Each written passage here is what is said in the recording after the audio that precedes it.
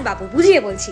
আমি তো এবছরের জন্মদিনটা সেলিব্রেশন করিনি, কিন্তু রাত্রি 12টার সময় কেক কাটা রিচুয়ালসটা কিন্তু আমার বাদ যায়নি। থ্যাংক ইউ সন্দীপাদি। জন্মদিনটা ছিল রবিবার, তো শনিবার রাত্রি 12টার সময় যখন সবাই জানতে পারলো যে আমার জন্মদিন, তখন সবাই আমার কেক কাটার ব্যবস্থা করে দেয়।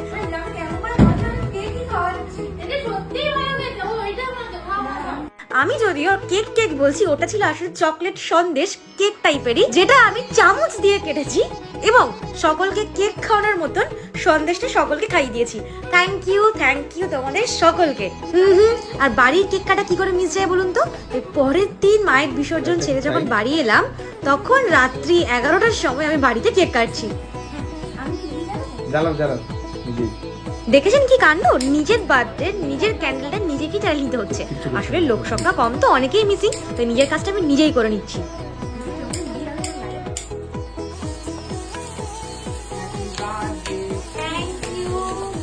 Happy birthday to you. নাও কাটো কাটো কাটো। আগেই বলেছি আমার এবছরের জন্মদিনটা সব থেকে অন্যরকম কেটেছে, আর নতুন কিছু আমি এক্সপিরিয়েন্স করেছি যেগুলো আমি আগের এতদিনের জন্মদিনে কোনোদিনই কখনোই করিনি।